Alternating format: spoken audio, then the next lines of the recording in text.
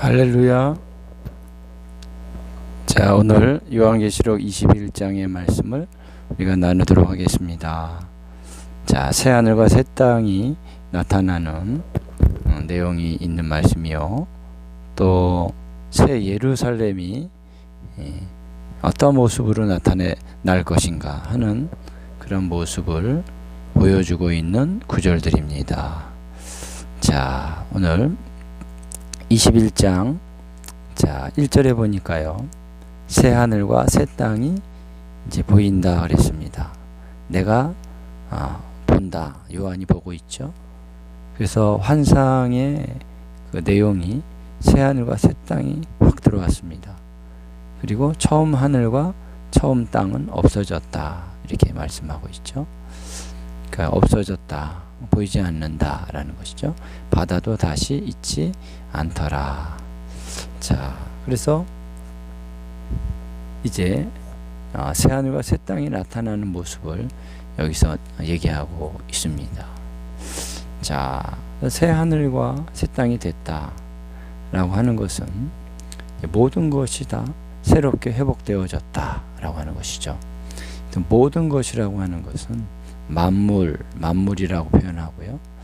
이제 만물이라고 하는 것은 이제 하늘과 땅이라고 하는 그런 전체적인 환경의 공간 안에 하나님이 창조하신 모든 것이 다 거기에 포함되어 있는 것이죠. 자, 그래서 하늘과 땅이 새로워졌다, 새 하늘과 새 땅이다라고 하는 것은 이제 그 안에 있는 모든 만물까지 다 회복이 되었다라고 하는 것을 의미하는 것이라고 우리가 볼 수 있는 것입니다. 자, 그래서 그 안에 있는 모든 것, 그리고 어떤 물리적인 차원만이 아니라 영적인 차원 안에서도 무엇보다도 죄가 없습니다. 할렐루야. 그리고 사망이 없습니다. 그러므로 슬픔이 없고 그 눈에서 눈물을 다 닦아주시고 애통하는 것이나 곡하는 것이나 아픈 것이 있지 않은 새로운 세계가 되었다라고 하는 것이죠. 자, 여기서 처음 하늘과 처음 땅이 없어졌다, 이렇게 말하고 있습니다. 자, 이것은 완전히 새롭게 변화된 모습을 얘기하는 것이다 하는 것이죠. 자, 그래서 그 안에 있는 모든 것까지도 다 바뀌어지는 완전한 새로운 세계가 됐다라고 하는 것입니다. 자, 근데 여기서 우리가 한 가지 좀 체크하고 넘어가야 될 것은, 처음 하늘과 처음 땅이 없어지고 또 바다도 다시 있지 않는다 라는 완전한 새로운 모습을 요한이 보게 되었다라고 하는 것입니다.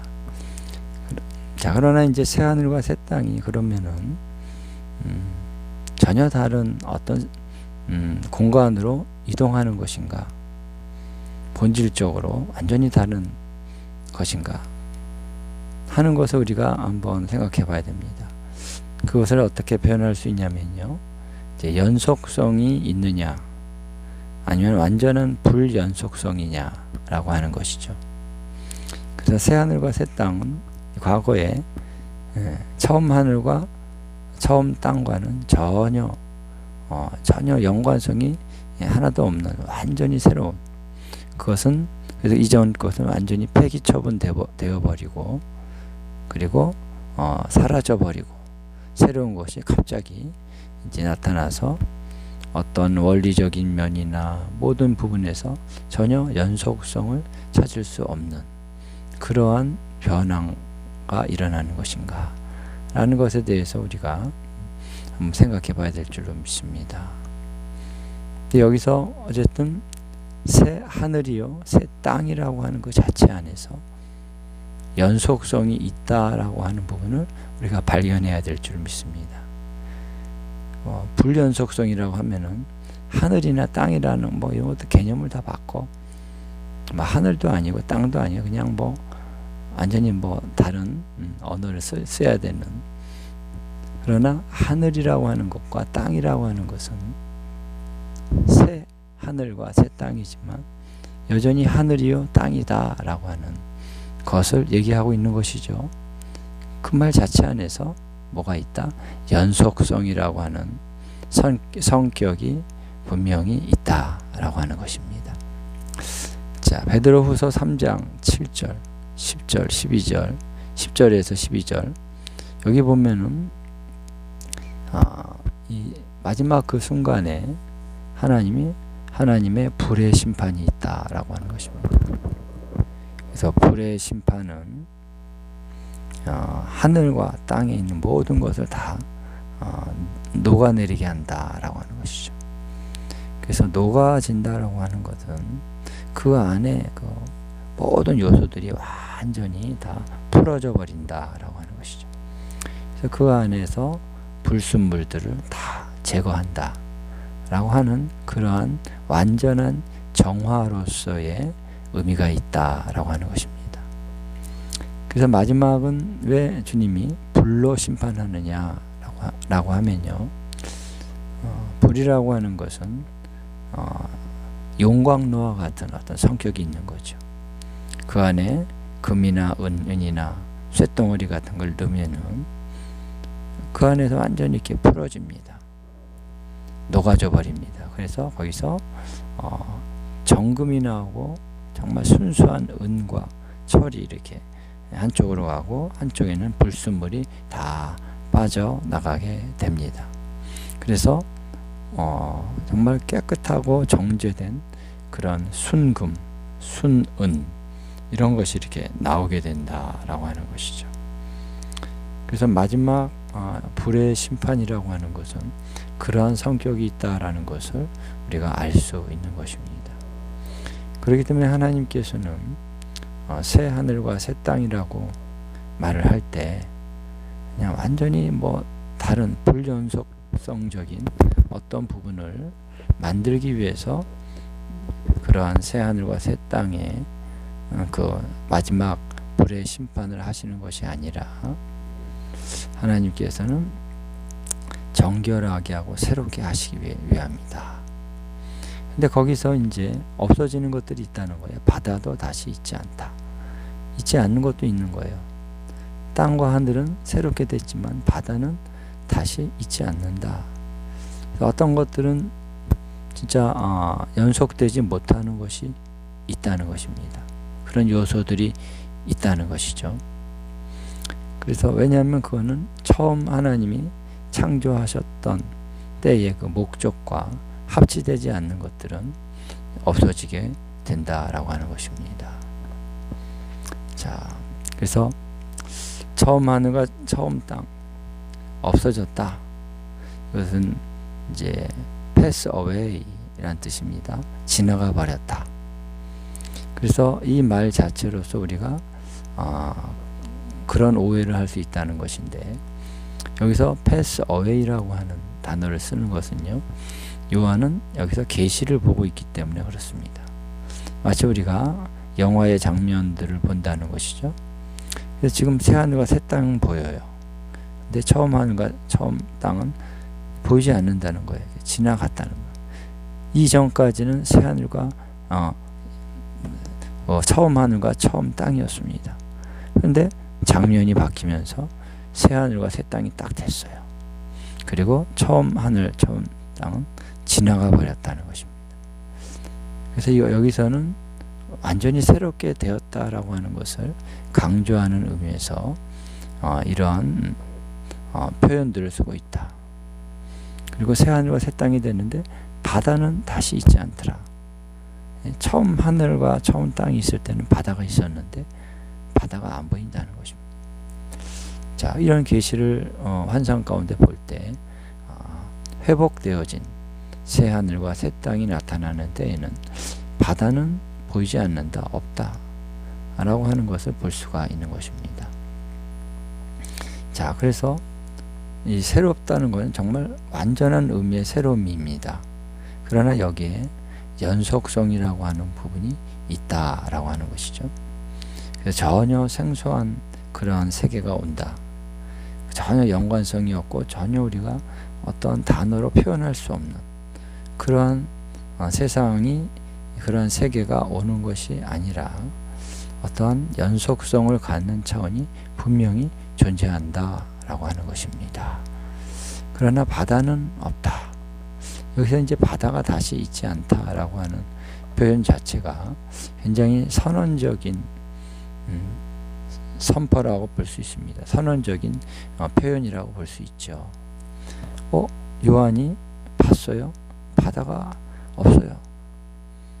그럼 뭡니까? 바다가 없는 것입니다. 예. 그게 아니, 바다가 없다면 좀, 저도 생각할 때, 이 바다가 없으면 어떡해? 아름답잖아요, 바다가. 얼마나 좋습니까, 바다. 근데 바다가 없다는 게 좀 뭔가, 마음에 좀 불편한 마음이 들 수도 있어요. 그러나 이 성경의 말씀은 그 전과 후에 다른 표현들이 없잖아요. 바다가 보이지 않는다. 다시 있지 않다. 그러면은 다시 있지 않는 겁니다. 그래서 저는 새하늘과 새 땅이 될 때에 바다는 없어지는구나. 그렇게 봐야 되지 않을까라고 보는 것이죠. 자, 그래서 성경은 바다를 좀 부정적인 의미로 언급하는 구절들이 있습니다. 그래서 세상에 나타날 사악한 왕이나 왕국들이 다 바다에서 나온다. 그런 언급들이 있어요.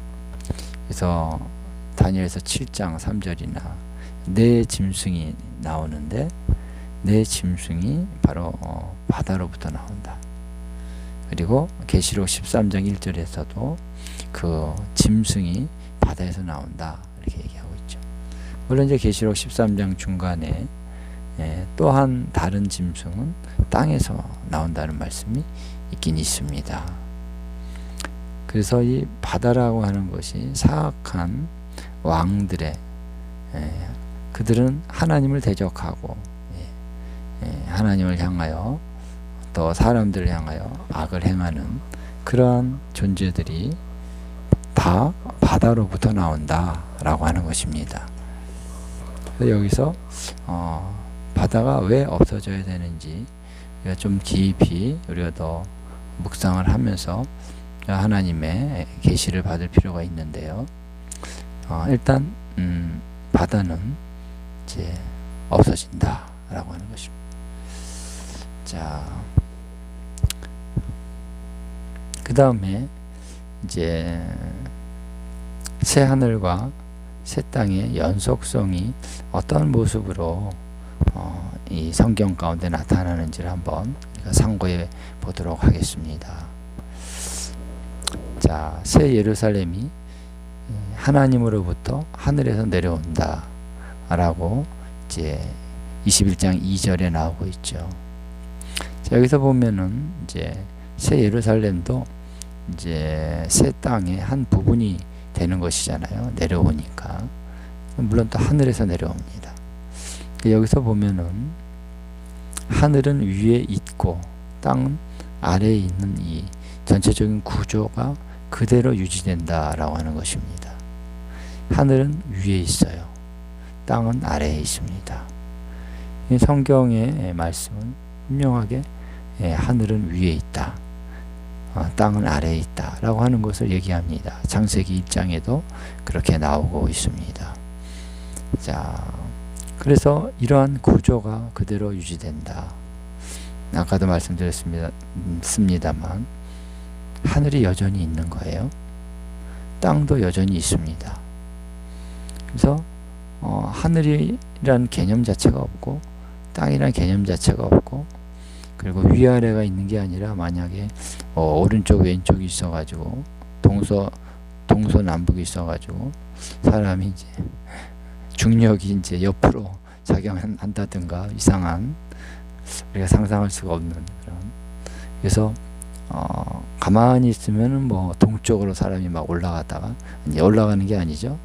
이동하다가 또 이렇게 어떻게 하면 서쪽으로 막 떨어지고 이렇게 가지 않죠.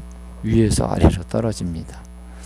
이런 모든 하나님의 창조의 구조적인 면모는 그대로 유지된다라고 하는 것이죠.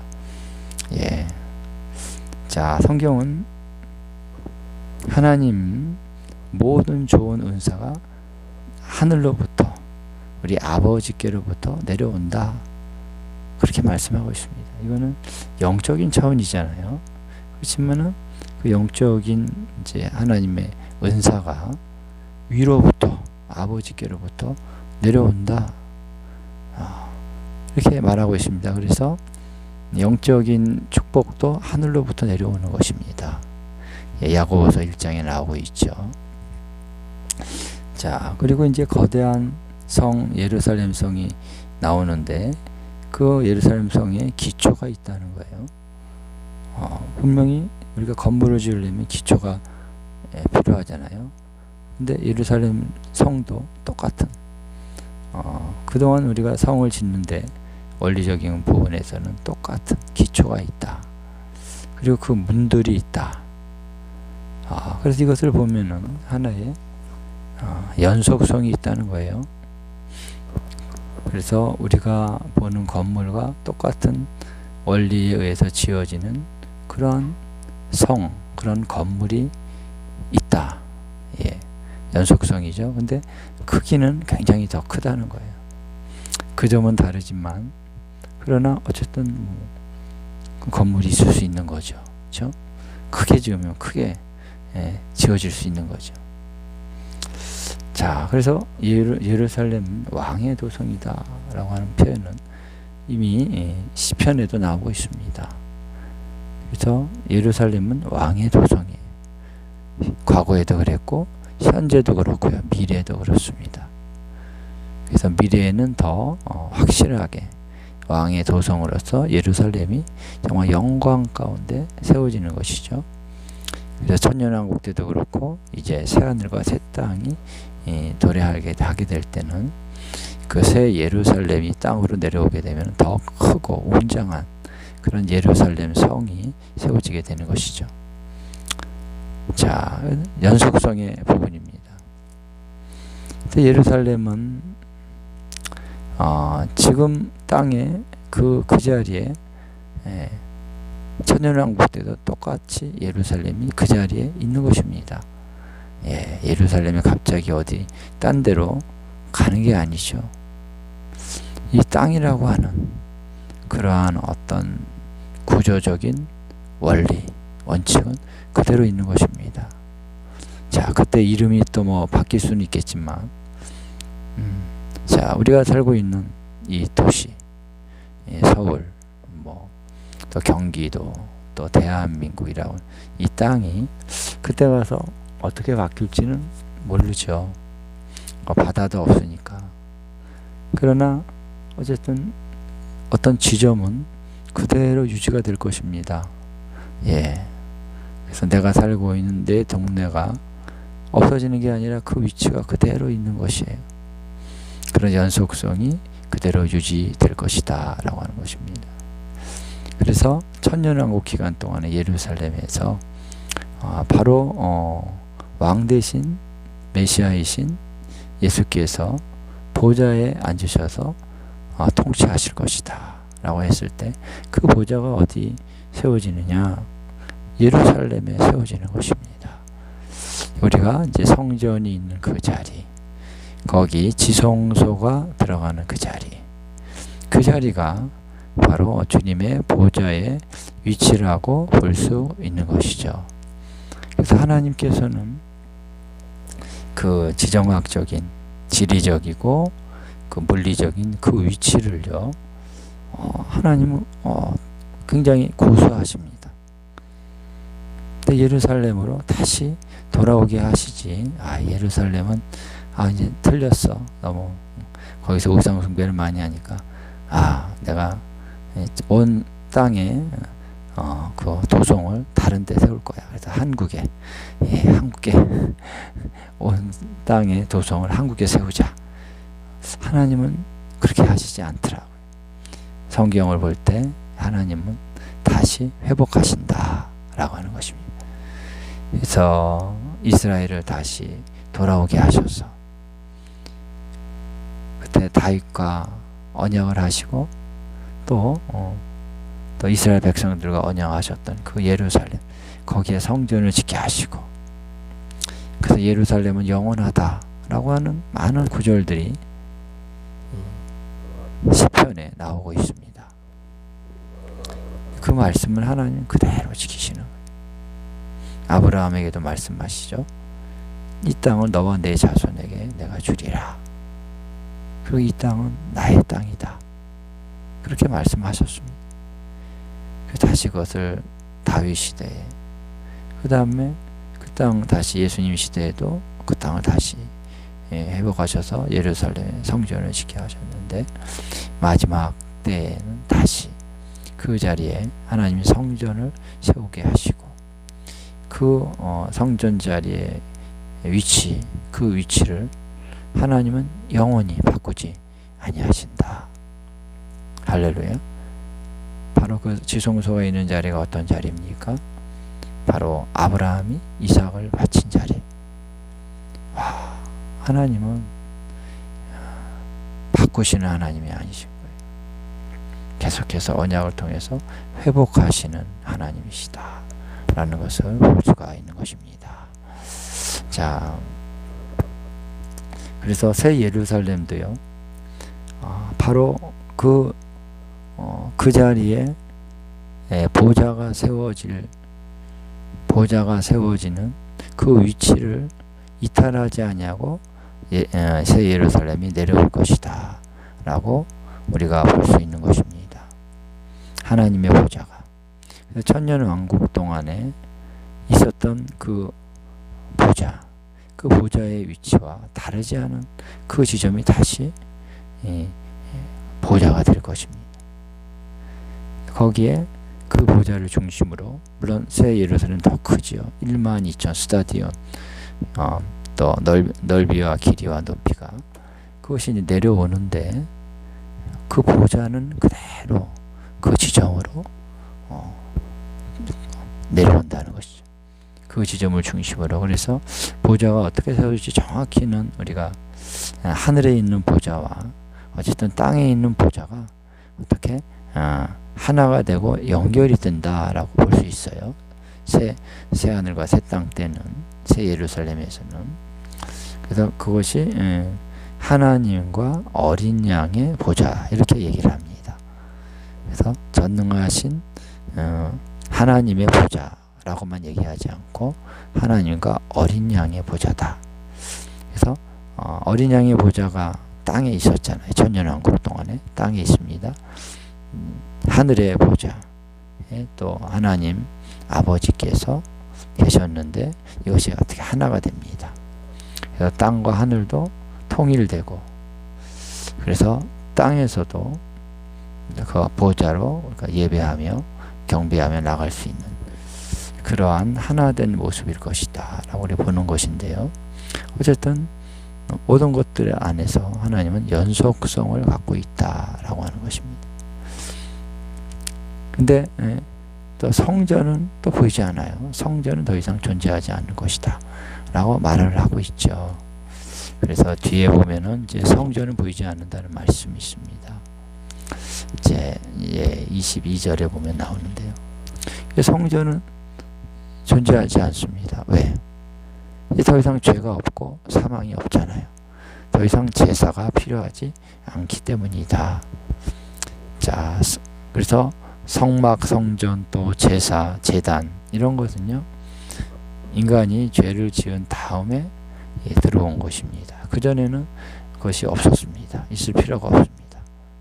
하나님은 그냥 대면하고 만나는 거였지, 뭐 짐승의 피를 흘리고 그런 것이 있을 필요가 전혀 없다. 그렇기 때문에 새 하늘과 새 땅이 된 시점에 새 예루살렘에는 성전이 더 이상 없습니다. 자, 우리 요한계시록을 보면요, 하늘에서도 성전이 있었습니다. 계속 하늘에 성전이 있었고 땅에도 성전이 있었죠. 그래서 하늘의 성전, 땅의 성전이 같이 있었습니다. 그래서 하늘에 있는 성전은 실상이요, 땅에 있는 것은 이제 그림자다 이런 말씀을 이 히브리서에서 하고 있습니다만, 하늘과 땅이 이렇게 좀 분리되어 있는 그런 상황, 물론 하나로 연결되어 있지만 분리되어 있는 상황 속에 성전이 하늘에도 있었다. 그런데 이제 새 하늘과 새 땅이 될 때는요, 더 이상 성전은 존재하지 않는다. 예. 자, 대신 뭐가 있냐면 보좌가 있다. 그래서 보좌로부터 생명의 강이 흘러나와서 만국을 적시고 그 입은 치료하는 이제 재료가 될 것이다. 이렇게 말하고 있습니다. 여기 보면은 하나의 연속성이 나오죠. 강이 흐른다는 것입니다. 할렐루야.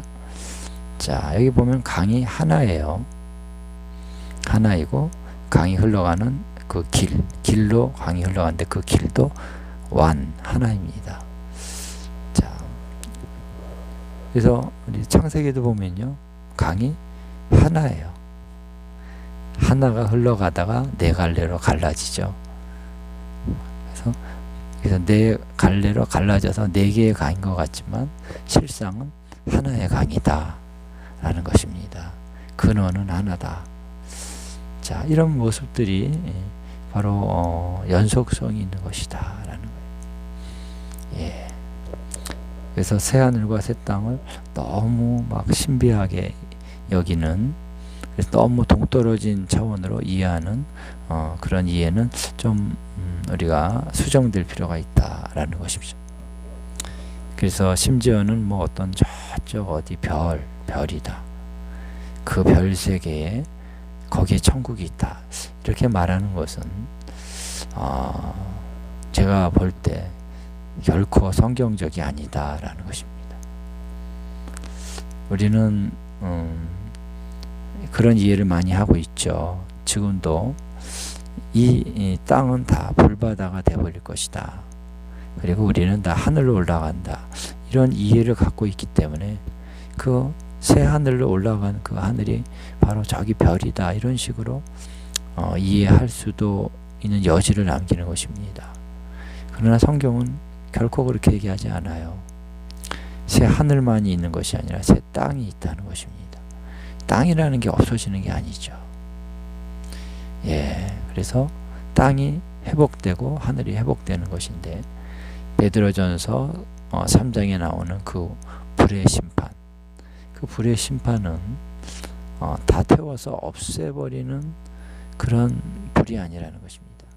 불순물을 제거하는 불이지 어떤 구조 자체를 다 없애버리는 불은 아니라는 것이죠. 자, 그래서 우리가 하나님의 심판에 대한 이해가 좀 필요합니다. 하나님의 심판의 목적은 없애버리는 것이 아니라 다시 정화시키고 다시 새롭게 하고, 그래서 다시 하나님의 목적을 위해서 거룩함으로 갈 수 있는 그런 변화를 주는 것이 심판입니다. 예, 할렐루야. 그래서 하나님은 그래서 새로운 하늘과 새로운 땅에서 새로운 모든 것이 새로워진 만물, 모든 것들이 새로워진 그러한 차원 안에서 새롭게 출발을 하는 것이고요. 그래서 그 새하늘과 새 땅에는 베드로 후서 3장에 보니까 의가 거하는 바, 의가 거기에 있다는 것입니다. 지금은 죄가 거하는 우리가 세상에 살고 있습니다. 그러나 그때는 의가 거하는 새하늘과 새 땅이 된다는 것이죠. 그것이 새로움입니다. 예. 거기서 새로운 어떤 하나님의 섭리 가운데, 계획 가운데 새로운 출발이 있게 되는 것이죠. 할렐루야. 와, 놀랍지 않습니까? 예. 예. 그래서 우리 장차 올 영광, 미래는요, 영광스러운 것이다. 소망스러운 것입니다. 할렐루야. 예. 자, 그 다음에 이제 하나님 만물을 이제 회복하시고 최종적인 구원을 이제 완성하셨다라고 하는 선포를 해주고 있는데요. 자, 하나님의 장막이 사람들과 함께 있을 것이라고 3절에 말씀하고 있습니다. 자, 여러분, 이제 구원이라고 하는 것은요, 하나님께서 우리와 함께 하시기 위하여 구원을 베푸시는 것이죠. 예. 그래서 하나님이 장막이라고 하는 것은 어떤 거할 수 있는 공간을 얘기하는 거죠. 지금으로 말하면 집입니다. 집. 그렇죠? 그래서 그 장막을 치시고 그 안에서 사람들과 함께 거하게 되신다. 할렐루야.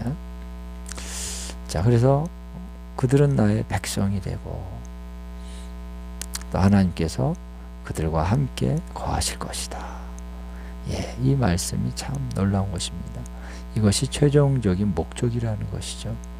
예, 하나님이 함께 계실 때 우리는 거기에서 놀라운 기쁨과 또 사랑과 영광으로 우리가 살게 되는 것입니다. 예, 계시록 우리 7장 15절에도 보면요, 거기에 하나님께서 백성들을 위해서 장막을 치신다는 말씀이 나오고 있습니다. 자, 그래서 이제 장막을 치시고 백성들과 함께 사시면서 만물을 새롭게 하신다라고 하는 말씀을 하고 있죠. 자, 그래서 8절에 보니까 보좌에 앉으신 이가 보라, 내가 만물을 새롭게 하노라 그랬습니다.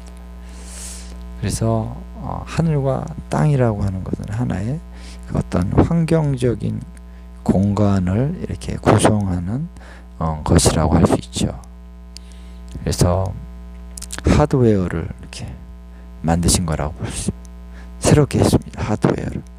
그리고 그 안에 많은 이제 크고 작은 이런 많은 요소들이 그 안에 있게 되는데, 영적인 것들이 있고요, 또 영적인 원리들도 있고, 그리고 그런 물리적인 그런 요소들도 있는 것인데, 그것이 다 하나가 된다라는 것이죠.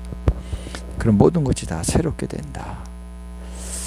자, 그래서요, 우리 구원이라고 하는 것은 다른 말로 한다면 완전한 회복이다라고 말할 수 있는 것입니다.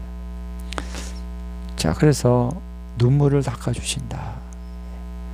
예, 그 눈물이라는 것이 너무 귀해서 이제 저 하늘에는 눈물병들이 많이 있다. 그래서 각 사람마다 다 자기의 눈물병이 있다 그래요. 하나님이 만들어 주신 거죠. 그래서 우리가 이 땅에서 흘리는 그런 눈물들을 다 받아가지고 보관을 한다 하고 있다는 말씀이 있습니다. 참 이게 참 뭘까? 근데 참 하나님은 너무 세심하시고, 우리가 흘리는 그 눈물이라는 건요, 슬픔이요, 애통인 것이죠. 우리의 감정 안에서 느끼는 어떤 이런 부분이요, 굉장히 하나님이 귀하게 보시는 것이다 라고 하는 것입니다. 예, 그래서 내면에 상처가 있고 아픔, 이런 것들을 하나님 다 씻어주시는 거죠. 그러니까 우리 내면 안에 새롭게 되는 역사가 일어나는 것입니다. 하나님이 함께 계시기 때문에 상처나 아픔들, 슬픔들, 이런 것들이 다 하나님이 다 씻겨져 내려가게 하실 것이다. 다시는 곡하는 것도 없고 아픈 것이 없다. 몸이 아프거나 마음이 아프거나 상처가 이제는 다시 있지 않게 된다 하는 것입니다. 왜? 사망이 없다. 사망이, 죽는 게 없습니다. 왜? 하나님이 함께 하시기 때문에. 그것이 바로 새 하늘과 새 땅, 새 예루살렘의 하나의 삶의 중요한 본질이죠. 우리가 그것을 뭐라고 얘기합니까? 영생이라고 하는 것입니다. 할렐루야. 영원한 생명, 라이프. 거기는 생명이 충만함이 있습니다. 사망의 요소가 다 제거됐습니다. 왜냐하면 생명이 사망을 삼켜버렸다. 예, 할렐루야. 이 고린도전서 15장에 나오는 말씀입니다. 그래서 생명이 사망을 다 먹어치워버렸다. 사망이 이제 없어요. 할렐루야. 그러한 때가 바로 우리 회복의 때인 것입니다. 자, 그래서 이런 모든 슬픔과 고통과 질병과 사망의 요소는 왜 그동안 우리 하나님이 창조하신 세계에 이런 것들이 왜 있습니까? 인간이 범죄하였기 때문에 그렇죠. 죄가 들어오고 사망이 들어왔기 때문에 이러한 증오들이 나타나고 있었다는 것입니다. 근데 그때는 모든 것들을 다 주님이 다 씻어내 버리신다. 그리고 죄에 대해서 완전한 심판이 이루어진다. 그래서 악한 존재들은 다 하나님 심판하셔서 불못에 던지신다는 것입니다. 자, 그래서 이런 하나님의 완전한 회복, 새 하늘과 새 땅, 의가 거하는 그곳, 그것에 누가 들어갈 수 있느냐? 그것이 바로 우리 구원의 최종적인 목적인 거죠. 최종적인 데스티니입니다. 할렐루야. 누구에게 이런 최종적인 구원이 주어지느냐? 이기는 자다. 7절에 나오죠. 이기는 자. 그래서 이기는 자는요, 하나님의 유업을 상속받는 자인데, 자, 어떤 유업을 받습니까? 그것이 바로 생명수 샘물과 또 하나님의 아들이 되는 하나님과의 언약적인 관계로 들어가는 것이죠. 그리고 둘째 사망에 들어가지 않는 그러한 유업을 받게 되는 것입니다. 예, 생명수의 샘물, 목마른 자에게 값없이 주리라. 자, 그래서 영원한 생명수를 영원히 마시게 됩니다. 갈증이 없습니다. 할렐루야. 그것은 단적인 한 가지의 말씀을 통해서 영생의 삶의 풍요로움을 얘기하는 것이죠. 그리고 하나님의 아들이 되리라. 그래서 하나님은 우리의 하나님이 되고 우리는 그의 아들이 됩니다. 언약적인 관계로 들어가는 것이. 할렐루야. 자, 그래서 우리가 그런 하나님의 주시는 유업을 받게 되는데, 그 유업을 받는 자들은 둘째 사망에 들어가지 않는 것입니다. 예, 할렐루야.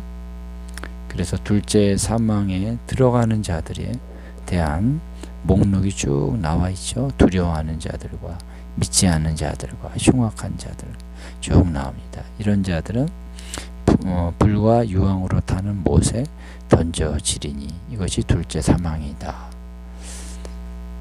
우리가 둘째 사망의 그 심판의 결과로 들어가지 않게 된다는 것 자체도 얼마나 그것이 감사한 것입니다.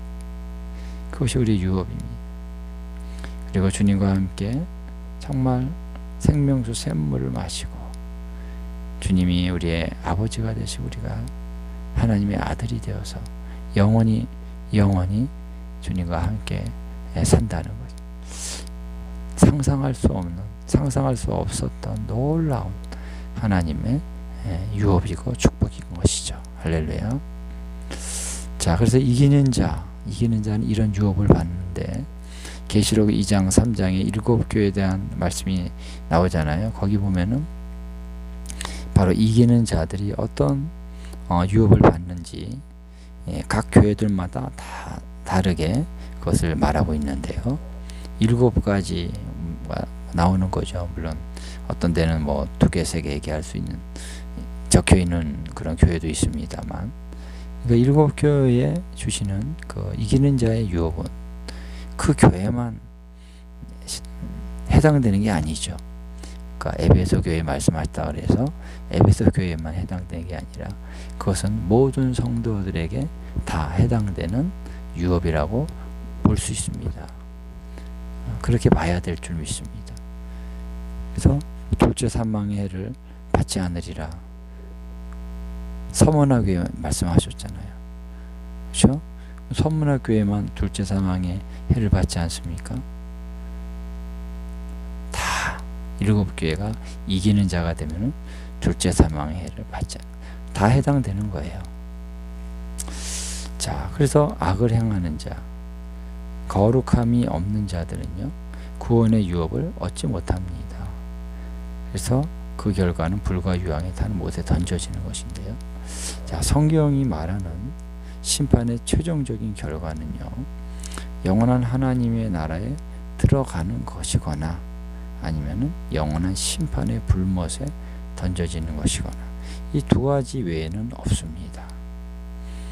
딱 그죠? 하늘과 땅의 차이 뭐 이런 얘기를 하잖아요. 하늘과 땅 차이 그것처럼 극과 극입니다. 예. 그래서 마태복음 25장 34절에 보면은 양들 심판을 하는데 오른편에 있는 양들에게는 너희가 창세로부터 너희를 위하여 예비한 나의 왕국에 들어와라. 근데 41절 15장 41절 보면은 마귀와 그의 사자들을 위하여 예비된 불못에 너희는 영원히 들어가라. 그러니까 이 두 가지의 운명이 갈린다는 것입니다. 그것이 이제 요한계시록에서 분명하게 보여지고 있는 것이죠. 자, 여러분, 그래서 하나님의 은혜로 인하여 믿음으로 구원을 얻는다는 이신칭의 말씀은요, 거룩한 삶을 사는 자가 하나님을 보게 될 것이다. 히브리서 12장 14절의 말씀과 결코 상충되는 것이 아닙니다. 이것에 대한 이해가 참 중요한데요. 그래서 복음이라는 것이요, 그렇게 간단치가 않더라고요. 우리가 이 깨닫지 못했을 때는요, 다 도무지 이해가 안 돼요. 은혜라고 그러셨는데 왜 또 거룩하게 살아야 돼? 뭐 이런 의문이 들 수밖에 없는 것입니다. 근데 우리 이해력까지도 우리가 변화되어져서 거룩하게 되어야만 그 이해력으로 이해가 되는 거죠. 처음에는 우리 이해력 자체가 타락하고 부패한 채로 있기 때문에 아직 완전한 변화를 경험하지 못했기 때문에 그때의 이해력으로는 이해가 안 돼요. 그래서 우리가 성장하고 성숙하게 되고 성화되면서 우리의 이해력도 성장하면서 그렇구나, 그럴 수밖에 없구나, 이건 당연한 것이지 라고 이해가 됩니다. 예. 그렇잖아요. 우리 하나님이 거룩하신 분이신데 뭐 거룩하지 않아도 되고 은혜니까 그냥 그건 아니라는 것입니다. 그래서 불의한 자는 하나님의 나라를 유업으로 얻을 수 없다, 이런 말씀들이 쭉 이제 나오는데, 이신칭의를 강조해서 서신서에서 강조해서 선포했던 그 사도가 동일하게 불의를 행하는 자는 하나님의 나라를 유업으로 얻지 못한다, 이런 말씀을 거기서 같이 하고 있는 거예요. 고린도전서, 갈라디아서, 에베소서, 거기서 하나님의 그 은혜의 복음을 쫙 얘기하는 그 맥락 안에서 또 이 얘기를 하는 것입니다. 그래서 불의한 자는 하나님의 나라를 유업으로 얻지 못한다. 그래서 이것은 잘 깨달아야 됩니다. 그래서 우리의 삶 속에서 이 말씀을 비추면서 우리가 살아가야 되는데요. 자, 그래서 최종적인 심판의 그 순간에는요, 우리가 우리의 행위가 결정적인 심판의 그 요건으로 작용한다라고 하는 것입니다. 왜냐하면 여기 설명을 더 붙이자면요, 하나님 앞에서 거룩함으로 서서 하나님의 심판대 앞에서 그래, 영원한 생명으로 들어가라, 너는 영원한 멸망으로 가라는 이 기준이 되는 그 거룩함을 우리가 살고 그 거룩함의 기준에 도달하기 위해서는 믿음으로 말미암아 하나님의 은혜로 의롭다 하심을 얻는다는 이 말씀이 없다면 누구도 그런 거룩함에 이를 수 없는 거잖아요. 그렇죠?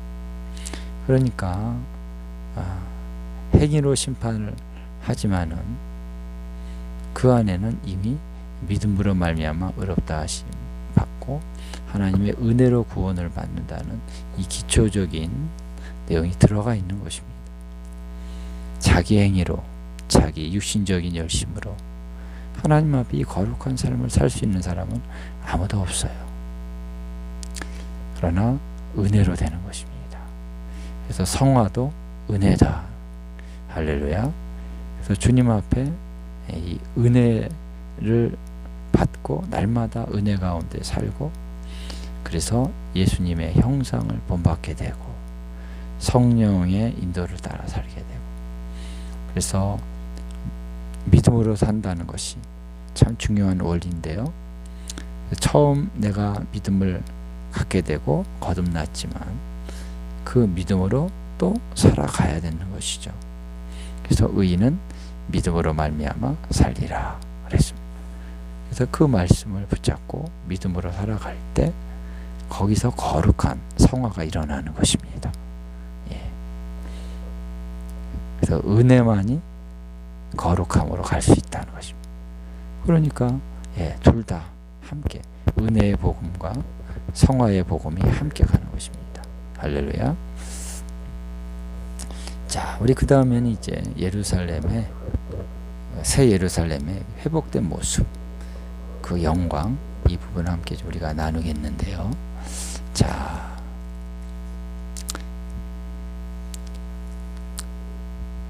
그래서 이 요한계시록에 보면은 이제 새로운 국면으로 이제 들어갈 때 7 대접을 가지고 마지막 7 재앙을 담은 7 천사 중 하나가 요한에게 나와서 요한에게 말했습니다. 이리로 오라. 자, 그래서 내가 신부 곧 어린 양의 아내를 내게 보이리라.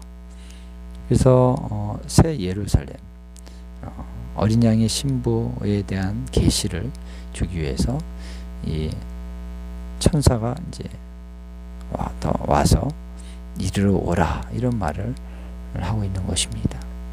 이것은 우리가 계시를 받을 때 우리는 그냥 가만히 있으면 그냥 계시가 이렇게 이런 계시 받고 저런 계시 받고 뭐 그런 요소도 있지만, 어떤 계시들은 그 계시를 받기 위해서 영적인 그런 차원 안에서 영적 이동이 필요하다라고 하는 것입니다. 그래서 그 사람 몸이 움직이는 것이 아니라 그 영이 다른 차원으로 이동을 한다라고 하는 것이죠. 그래서 천사가 이리로 와라. 그 천사와 함께 가야 되니까. 그래서 천사가 하나님의 영적인 기름 부으심을 받고 왔기 때문에 천사가 이것을 줄 수 있는 그런 권위가 있고 능력이 있는 것이죠. 그래서 이리로 와라. 그래서 성령으로 나를 데리고 그랬습니다. 이제 정확히 보면 in spirit, 영 안에서 나를 데리고. 그래서 영 안이라고 하는 것은 성령님이 역사하시는 것이고요. 그 안에 또 내 영이 함께 성령님과 연합이 돼서 있는 상태가 바로 영 안에서입니다. 그래서 영 안에서 요한을 어디로 데리고 가냐면 크고 높은 산으로 올라갑니다. 높은 산에서 이렇게 그 환상의 어떤 내용들을 보게 하시는 것이에요. 자, 굉장히 좀 신비로운 영역이 있습니다만 어떤 영적인 세계가 있다는 것이죠. 거기에 어떤 원리가 있습니다. 그래서 이 새 예루살렘의 계시를 주기 위해서 높은 산으로 그 영을 이끌어 가셨다라고 하는 것입니다.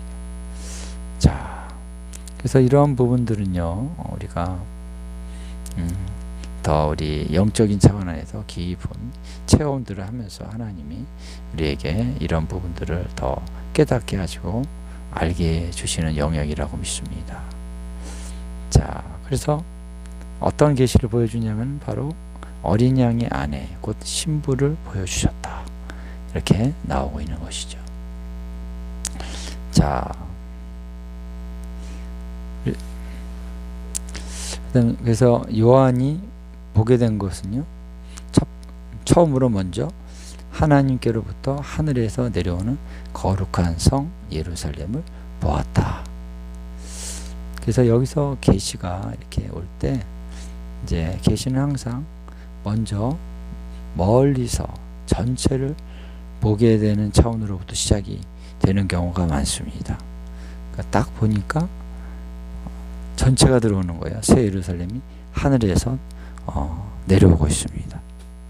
그 다음부터 이제 이렇게 좀 더 디테일한 부분으로 들어갔을 때는 그 건물을 보게 되고 길이를 보게 되고 뭐 그 모양도 보게 되고 뭐 어떤 빛이 난다 이런 것들, 그리고 이제 새 예루살렘이 어떤 모습이 이루어지고 있는지 이렇게 세부적인 것을 그 다음 단계 한 단계 한 단계 가면서 더 자세히 보게 되는 것이죠.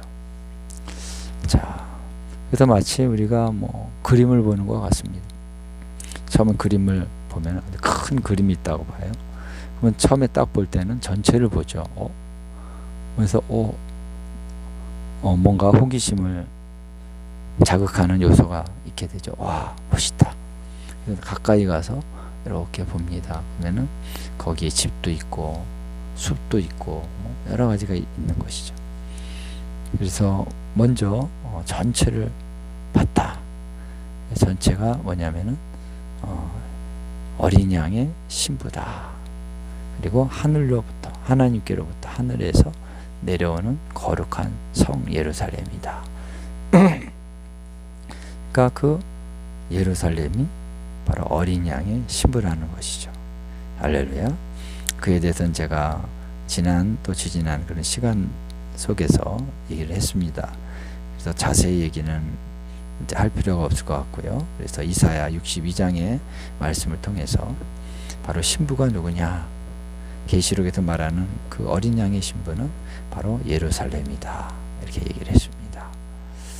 자, 그래서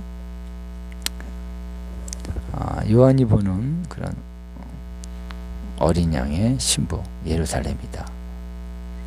그래서 이 어린 양의 신부가 예루살렘이다 라고 하는 것은요, 다시 말하면 어린 양께서 또한 이제 신랑이 되신다 라고 하는 것이죠. 그래서 이것은 예루살렘을 그분의 왕국의 통치가 시작될 때 도성으로 삼는다 라고 하는 의미를 포함하고 있는 것입니다. 그래서 왕이 통치를 시작할 때 그냥 뭐 어디 다른 데서 혼자서 집에서 이렇게 시작하는 게 아니잖아요. 반드시 도성을 세우게 됩니다. 거기에 왕궁을 짓고, 그렇죠? 거기에서 신하들이 다 모이는 그런 장소가 있어요.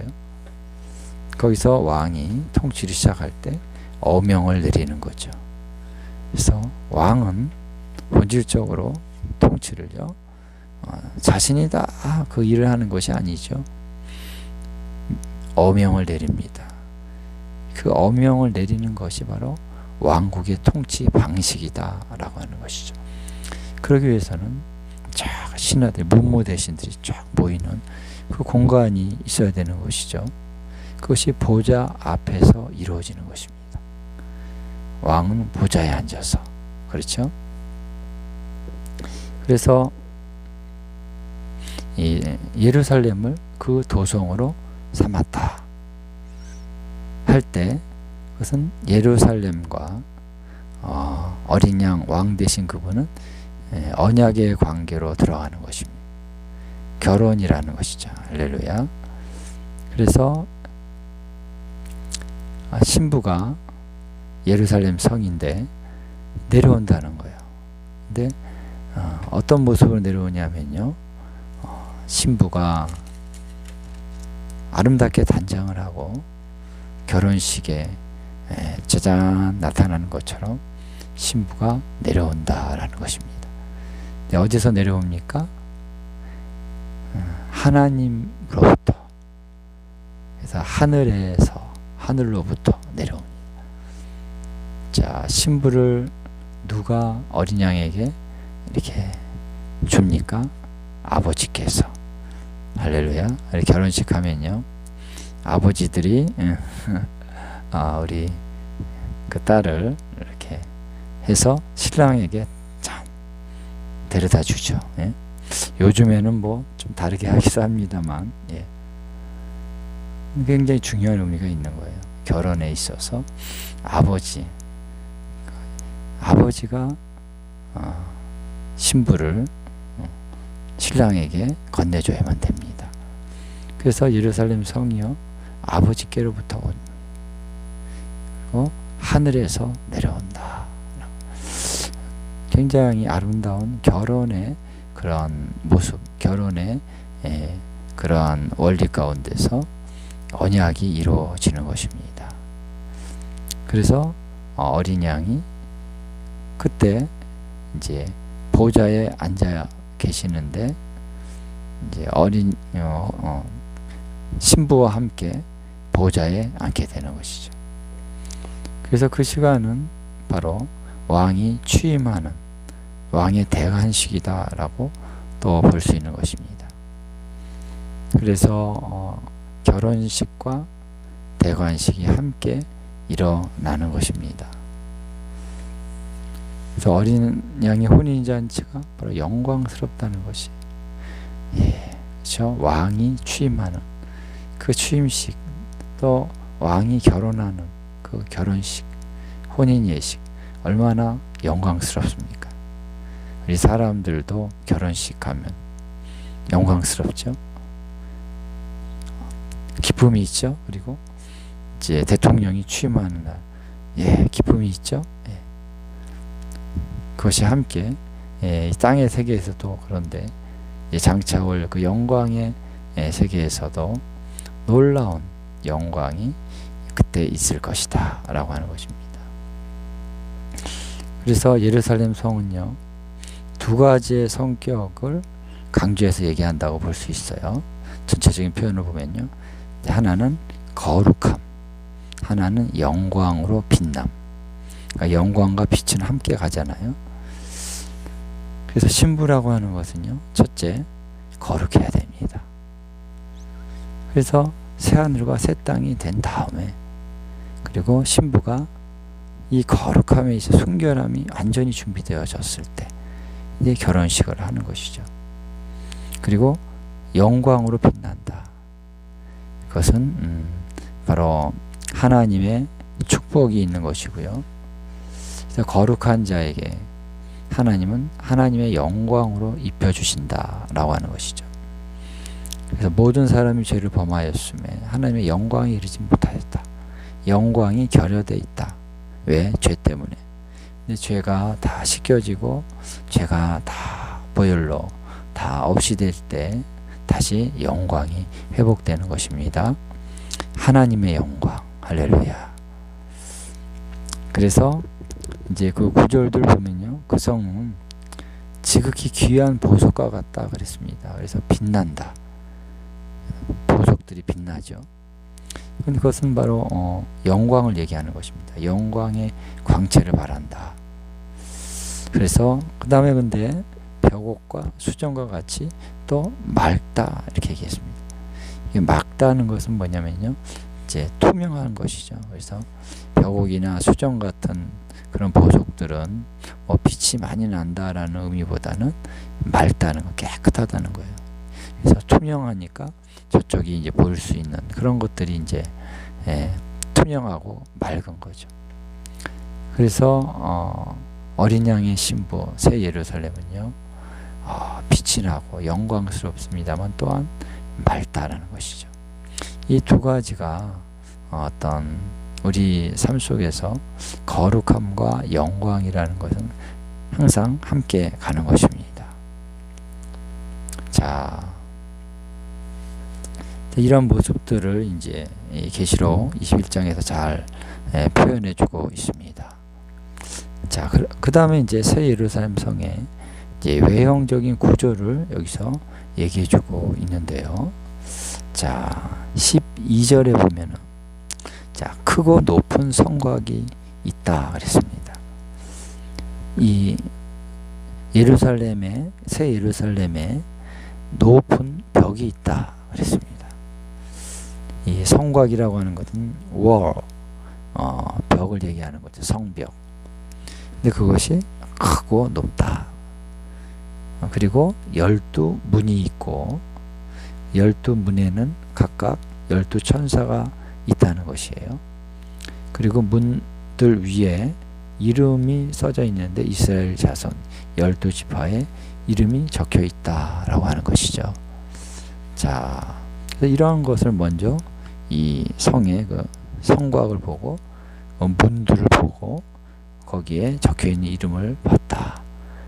근데 그 문은 동쪽에 3개, 북쪽에 3개, 남쪽에 3개, 서쪽에 3개가 있다는 것이죠.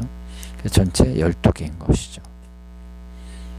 그리고 그 성곽에는 12기초석이 있고 그 위에 어린 양의 12사도의 이름들이 있더라. 자, 이 문에 또 이 그 벽에, 성벽에 기초가 있어야 되겠죠. 기초가 없이 이제 벽을 올려가면은 금방 이게 허물어집니다. 기초 위에 우리 벽을 쌓는 것이잖아요. 근데 그 기초가 12개인데 기초석이 12개인데 바로 어린 양의 12사도의 이름, 예수님의 12제자라는 것이죠. 그래서 마티아가 나중에 이제 새롭게 선출되면서 12명이 채워졌을 때 그 이름, 마태, 또 베드로, 요한, 이런 이름들이 쫙 어디에 있습니까? 기초석에 세워졌다. 예수님이 이제 제자들을 처음에도 내가 이 반석 위에 내 교회를 세우리라 그랬잖아요. 그러니까 사도들은 굉장히 기초를 세우는 자들이다 볼 수 있습니다. 그래서 영원한 새 예루살렘에서도 기초 속에 그 이름이 적혀졌다 라고 하는 것은 굉장히 어떤 의미가 있는 것이죠. 그리고 성곽의 기초 속에 그 보석들이 구체적으로 보석명들이 쫙 나오고 있어요. 19절부터 20절에 보면은 쭉 12가지 보석들이 쭉 나오고 있습니다. 자, 그래서 그 성과 그 문들과 그 성곽을 이제 측량하기 위해서 천사가 금 갈대자를 가지고 이제 그것을 측량한다 라는 말씀이 나오고 있죠. 그래서 금으로 된 갈대자다. 그래서 이 청량하는 자인 거죠. 그래서 이제 더 구체적으로 모습과 모양만이 아니라 길이까지도 나옵니다. 근데 그 길이의 단위는 물리적인 그런 차원에서 얘기를 하는 거예요. 신비한 차원이 아닙니다. 단지 신비하고 이해할 수 없는 게 아니라 그 당시에 쓰여지고 있는 그런 길이의 단위. 지금은 우리가 센티미터, 미터, 킬로미터 이렇게 우리는 얘기하고요. 미국에서는 마일 이런 걸 쓰지만은 그 당시 이제 헬라 시대 때 쓰여졌던 그 단위를 그대로 갖다가 적용을 해서 얘기를 하고 있습니다. 그래서 그 성은요, 길이와 너비와 높이가 같다. 그래서 네모 반듯하다. 그러니까 정방형을 얘기하는 거죠. 정육면체라고 볼 수 있습니다. 그래서 밑에 새 예루살렘의 이 너비와 길이가 정사각형이라는 것이죠. 그리고 그 위에 벽도 쭉 올라가는데 높이가 12,000 스타디온이다. 그래서 12,000 스타디온이라고 할 때, 자, 1스타디온은요, 약 192m다. 이렇게 얘기를 하고 있습니다. 그러니까 거의 한 200m 정도 되는 것이 하나의 스타디온인데 이것이 12,000이니까요. 얼마나 깁니까? 그래서 한번 계산을 해봤습니다. 그래서 12,000 스타디온은요, 약 2,304km입니다. 예, 엄청 길죠. 예. 자, 서울에서 부산까지가 몇 킬로입니까? 한 400km 정도 된다 그래요. 예. 400km 정도 되죠. 예. 그러면 그 서울에서 부산 거리보다도 6배, 예. 4, 6, 24니까 6배 정도 되는 그런 길이라는 거예요. 그래서 하나의 도시가 엄청 큰 거죠. 그래서 이 거리를 이렇게 한번 지도에서 이렇게 제가 한번 이렇게 조사해 보니까요. 이집트의 중심부 지역에서 아수르의 수도였던 니느웨, 지금 거기는 모술이라고 하는 도시가 있는데 그 근처에 니느웨가 있습니다. 모술, 이라크 북부에 있는. 그러니까 그래서 그 거리를 이렇게 한번 재보니까 거의 같은 거예요.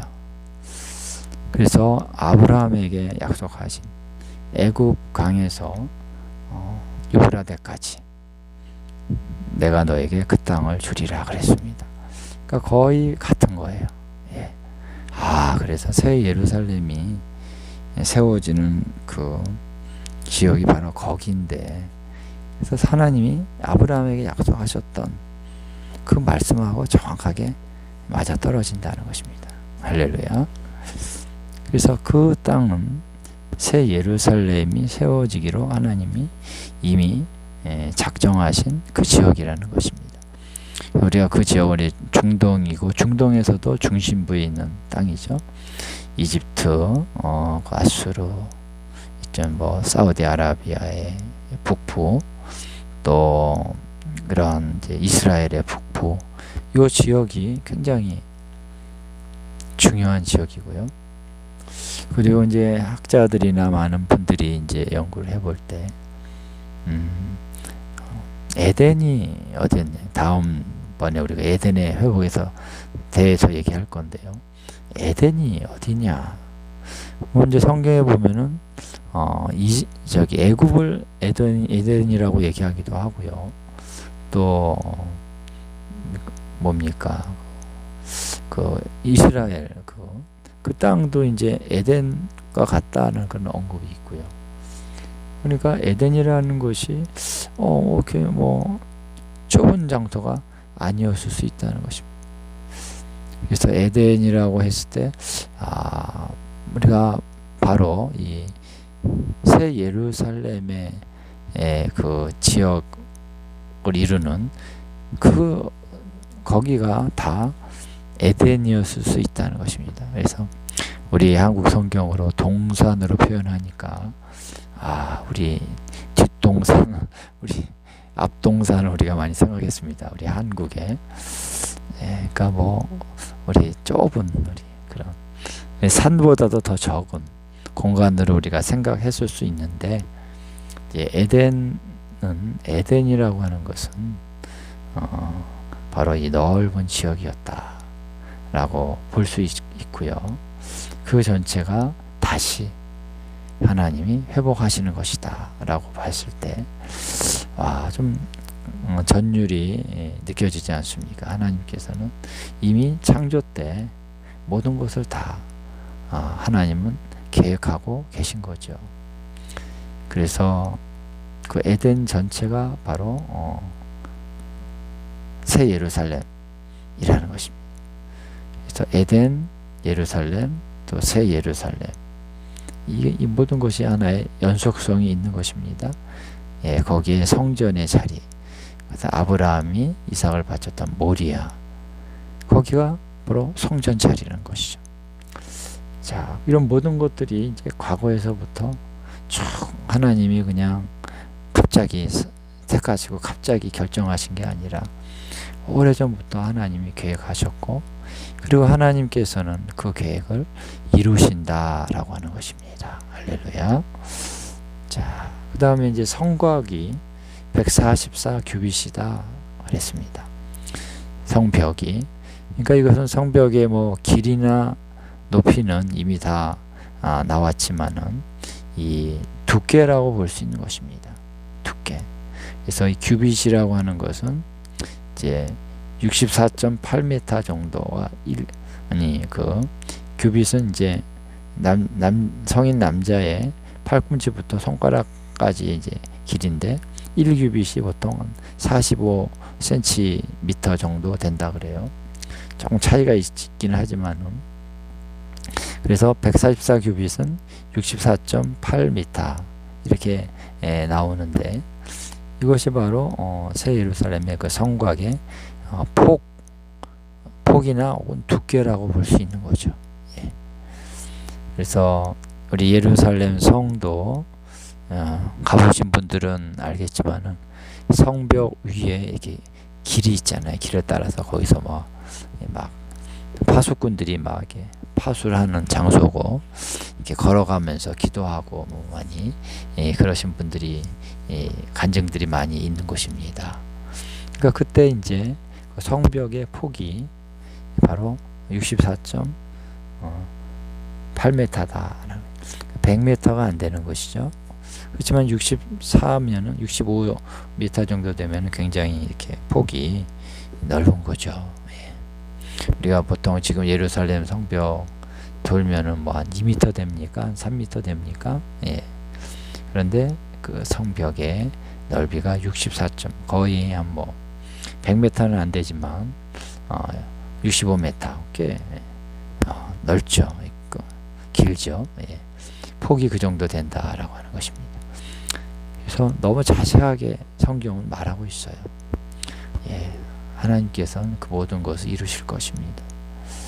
예.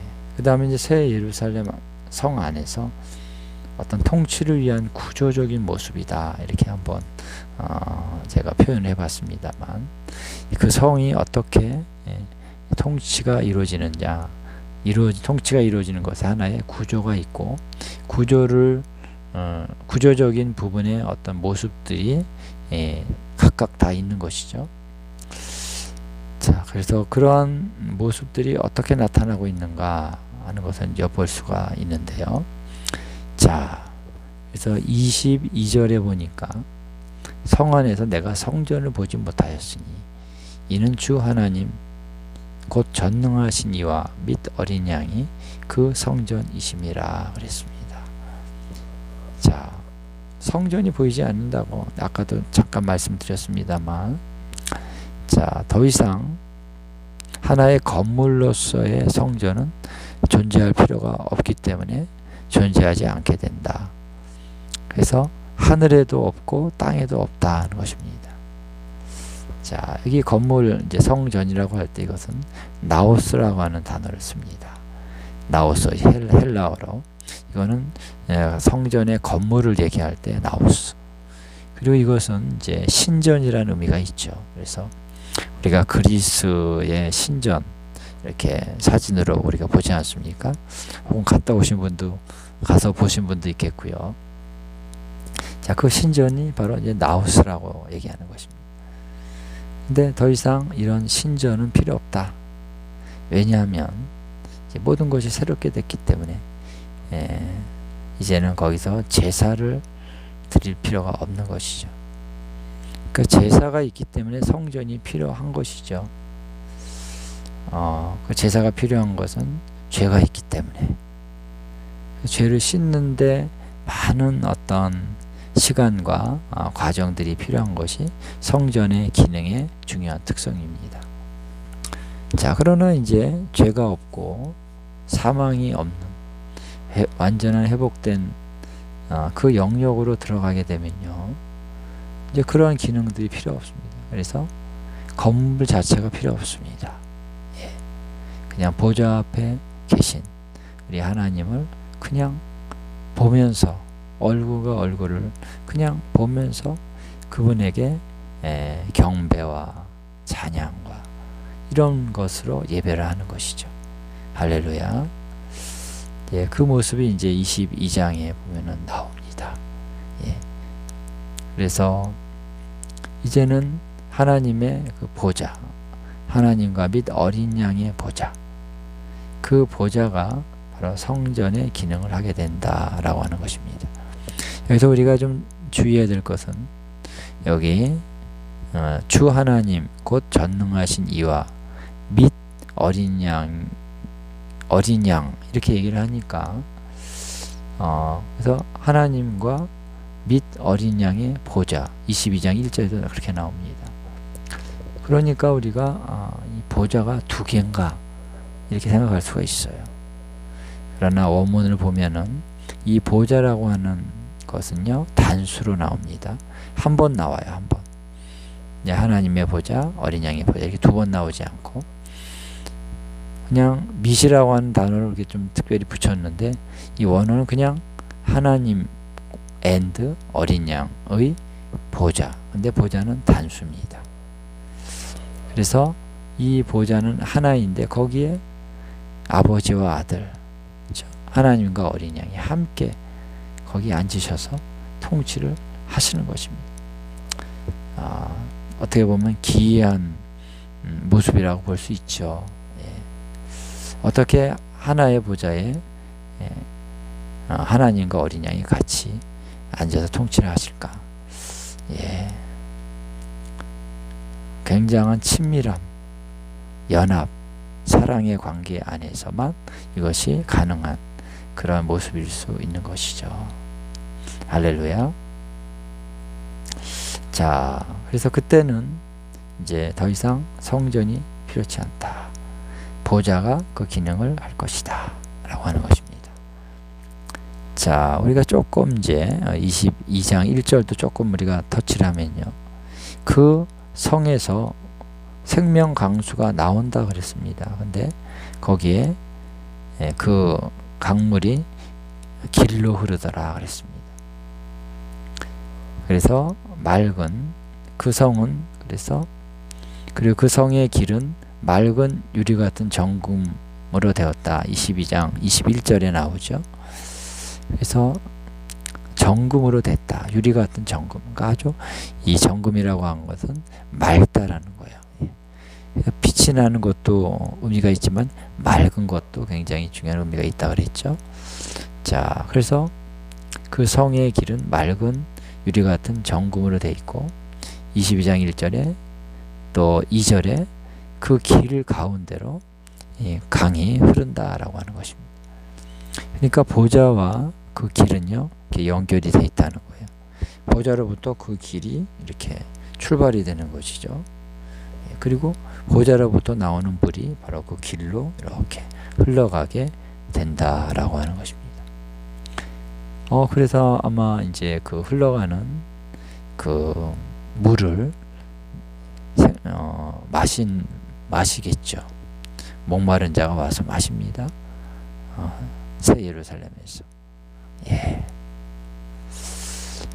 그래서 그것이 다 단수라는 거예요. 강도 단수요. 길도 단수다.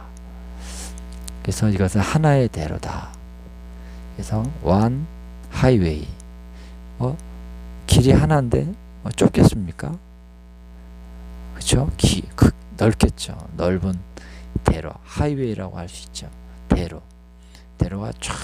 근데 거기로 생명강수가 쫙 흘러가는데 가다가 뭐 몇 갈래로 갈라질지 이거는 이제 분명하지 않습니다만 어쨌든 하나가 강줄기가 쫙 흘러간다 라는 것이죠.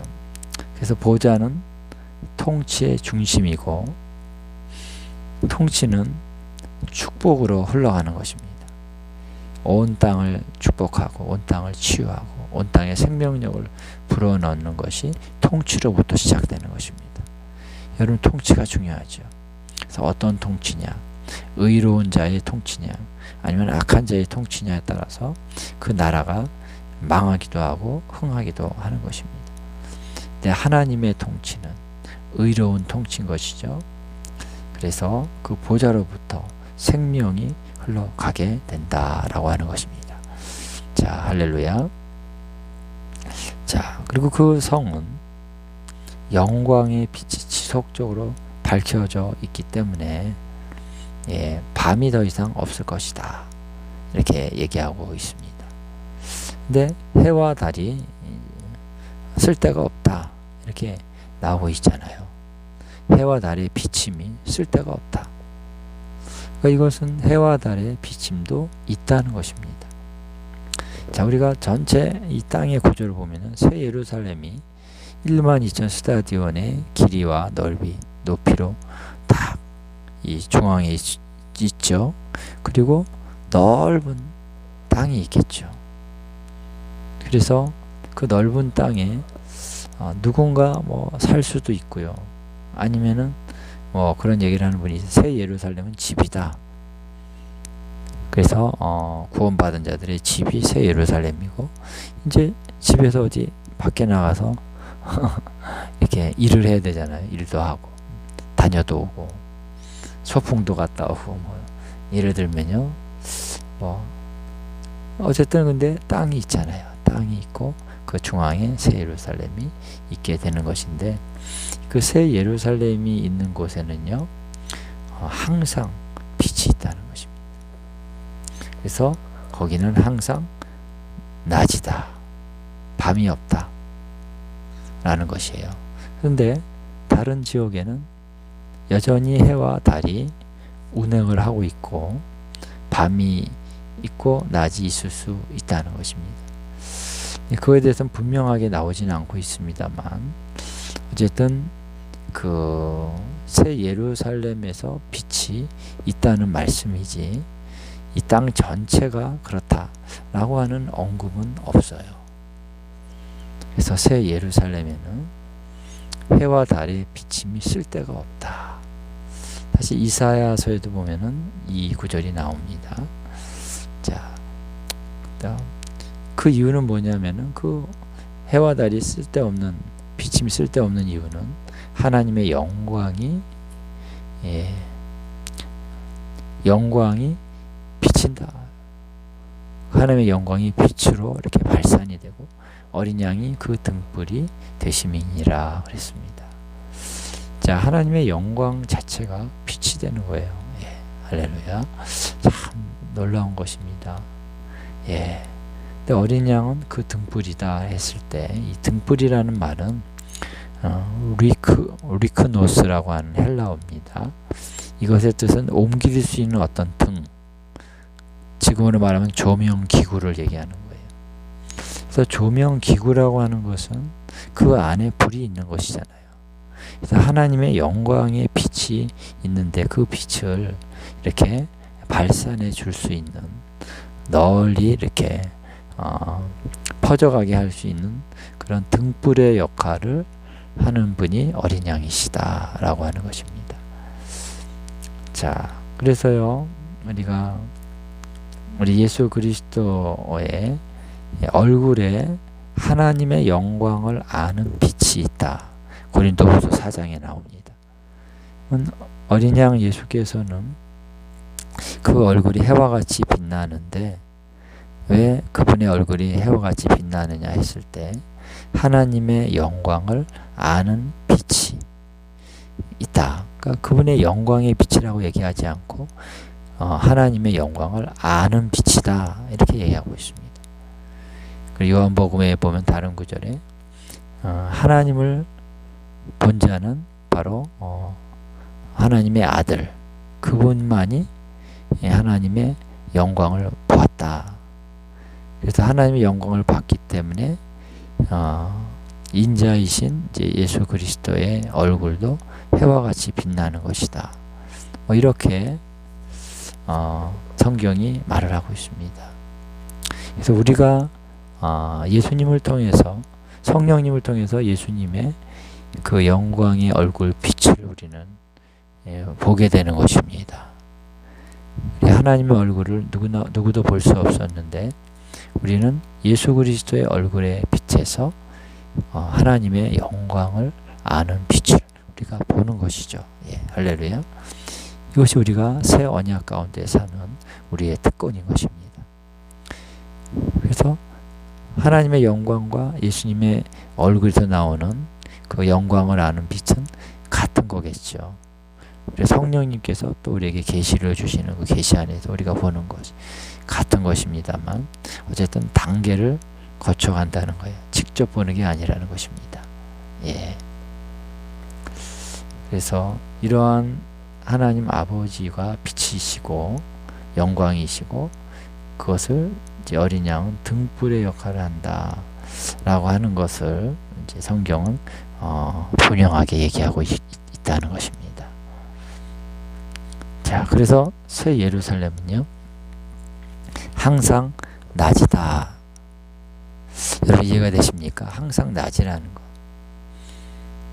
자, 그래서 우리가 데이와 데이즈 성경에 보면은 날들 그리고 날 이런 표현이 이렇게 나오는데 이것을 우리가 구분해서 잘 파악하는 게 굉장히 중요합니다.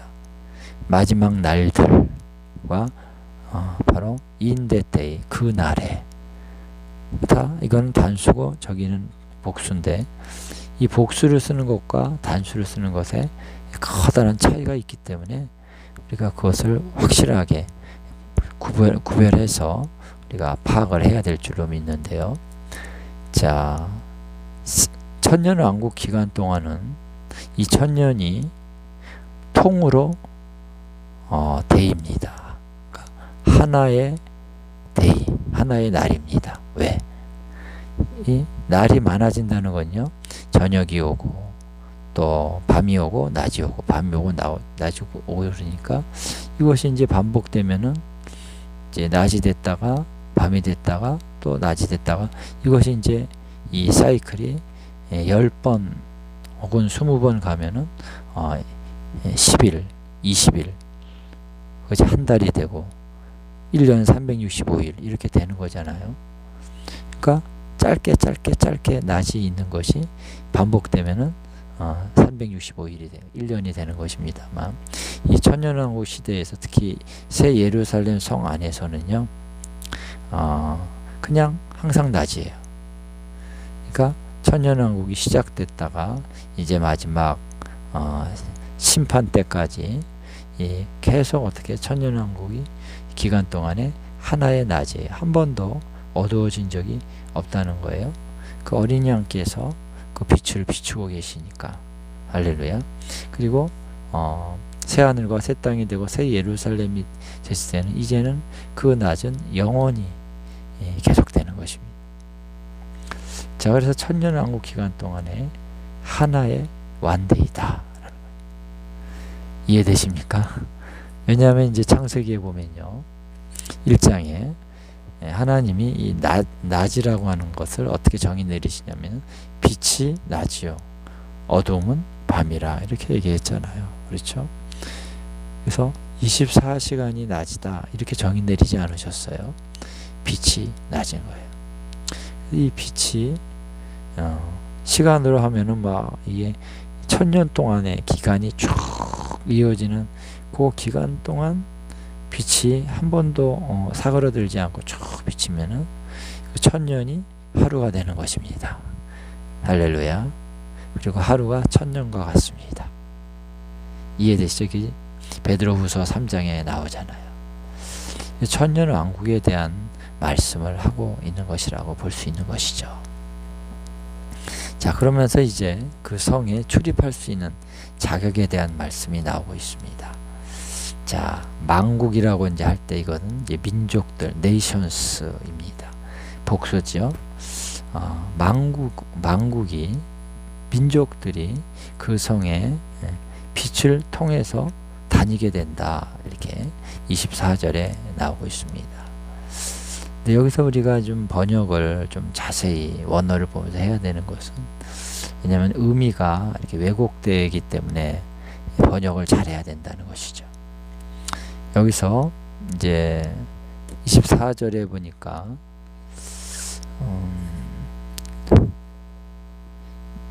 그 빛 가운데로 다니고 이렇게 한국어 성경에서는 번역을 했습니다만 그래서 그 빛 할 때 그 하면 그냥 하나의 어떤 정관사를 썼다든가 이렇게 이해할 수 있는데요. 원어를 보면은 이제 소유격 여성형을 쓰고 있습니다. 그러니까 그녀의 빛 가운데 그녀의 빛을 통해서 걸어 다닌다 이렇게 해석을 할 수 있는 원어의 그 내용인데요. 여성형을 쓰고 있다는 거예요. 여성형이라고 했을 때는 어떤 단어를 우리가 생각할 수 있냐면은 바로 성이라는 단어죠. 그래서 시티, 예루살렘 성 할 때 그녀의 그 예루살렘 성의 빛을 통해서 다닐 수가 있다는 거예요. 그래서 다닌다는 것은 여기서 뭐 여기저기 다닌다는 의미보다는 전체 이 내용을 이렇게 보면요, 구절들을 보면은 이제 들어갔다 나왔다 할 수 있다는 거예요. 예루살렘 성의 문이 항상 열려져 있기 때문에 들어갔다 나왔다 이렇게 걸어서 들어갔다 나왔다 할 수 있는데, 중요한 조건은 뭐냐면 그녀의 빛 가운데로 가야 된다는 거예요. 빛을 통해서만 들어갈 수 있다는 거예요. 어떤 빛? 그 성의 빛. 좀 더 이렇게 설명을 해보면요. 그래서 이제 그 다음 구절에 보니까 왕들이 자기 영광을 가지고 그리로 들어가리라 그랬습니다. 그러니까 왕들이 영광을 가지고 들어가는데 어떻게 자기 영광이라고 이제 표현을 했거든요. 근데 이 원어를 보면은 더 글로리, 그 영광으로 그 영광을 가지고 들어간다 이렇게 나옵니다. 영광은 단수형이죠. 근데 이제 정관사를 쓴단 말이죠. 그러면 정관사를 쓴다는 거는 이미 앞에서 전제되어 있다는 거예요. 어떤 영광을 얘기하느냐.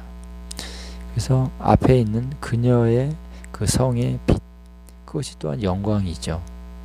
그 앞에 보면 이제 이 성이 영광이다라고 하는 표현들이 많이 나오고 있고요. 바로 그 성에 비치는 빛과 영광은 또 바로 하나님의 영광과 빛인 거죠. 그렇죠? 그러니까 그 영광, 하나님이 그 성에서 비추시는 그 영광, 그 영광을 가지고 들어갈 수 있다. 그래서 여기는 들어갈 수 있는 자격을 얘기하는 것입니다. 그리고 들어갈 수 있는 뭐 방법이라고 할 수도 있고요. 그래서 문이 열려져 있다. 밤에도 낮에도, 밤에도 닫히지 않는다. 그러나 들어갈 때는 항상 그 영광, 그 성의 영광, 그 성에 비치는 하나님의 영광을 가지고 있는 자가 들어갈 수 있다는 거예요. 조건이 없는 것처럼 문이 활짝 열려 있는데 또 조건이 없는 것만은 아닌 것이죠. 자, 이해되시죠? 자, 그런데 이제 여기서 왜 번역하는 분들이 자기의 영광을 가지고 그리로 들어간다고 번역을 했냐면요.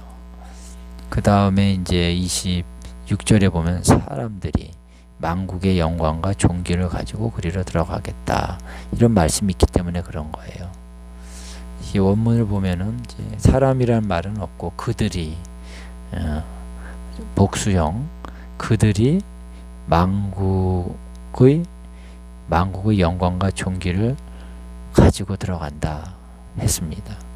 그래서 만국이라고 하는 건 이제 소유격이고 여기는 이제 복수형이고, 만국이라고 하는 게 이제 복수형을 쓰였으니까, 그리고 소유격의 의미가 있죠. 만국들의 영광과 존귀를 가지고 들어간다. 그러니까 이제 앞에도 그런 거라고 생각해서 자기 영광이라고 이제 표현했습니다만, 원문을 정확하게 본다면은 앞에 24절은 그녀의 여성형이라는 거예요. 그래서 그 들어가는 사람들이나 왕들, 그들 자신의 영광이 아니라 바로 예루살렘 성의 영광이라는 것이고, 그 영광은 또 하나님으로부터 오는 영광이죠. 그래서 어디로부터 오는 영광입니까? 질문했을 때 하나님으로부터, 어린 양으로부터. 그래서 그 예루살렘 성에 비치는 그 영광, 그 영광을 가질 수 있는 자만이 그 성으로 들어갈 수 있다. 그래서 그렇게 설명해서 26절에는 왜 만국의 영광과 존귀라 그랬냐면은 그 영광의 빛을 받은 자들은 이제는 그것이 자기 것이라고 할 수 있는 거예요. 그 사람들에게 영광이 왔습니다. 영광이 비쳤습니다. 그러니까 이제는 그들의 영광으로 그들이 이제 들어갈 수 있게 된다라는 것이죠. 이해되시죠? 그래서 누구에게 그러면은 그 영광이 비춰지고 그 영광을 그들이 이제 받아서 비로소 자기가 갖고 있는 영광이라고 존귀라고 말할 수 있는가? 그래서 영광을 받으면은 또 영광스러운 존재가 되는 것이죠. 그들만이 들어가는데 누가 그런 자격이 있느냐면은 거룩한 자가 그렇다는 것입니다. 그래서 그 다음 구절에 27절에 나오잖아요. 무엇이든지 속된 것이나 가증한 일 또는 거짓말하는 자는 결코 그리로 들어가지 못하되 어린 양의 생명책에 기록된 자만 들어간다. 그러니까 한마디로 얘기한다면 거룩한 자들만 들어가고요. 거룩하지 못한 자는 못 들어간다. 이제 이런 표현이 나오고 있는 것입니다.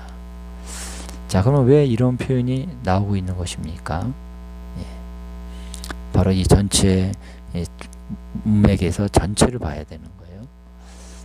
자, 그래서 그 영광이 자기의 것으로 되어질 수 있는 자, 하나님이 그들에게 영광을 비춰주실 수 있는 자, 그 영광을 소유한 자는 누구냐면은 거룩한 자다라는 거예요.